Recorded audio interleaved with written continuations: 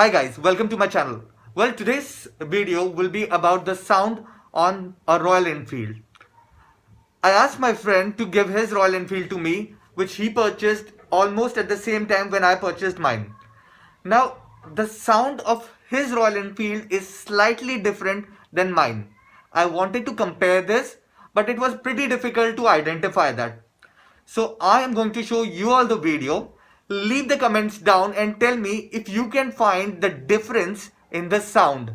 And if there is a difference, tell me what kind of a difference do you see.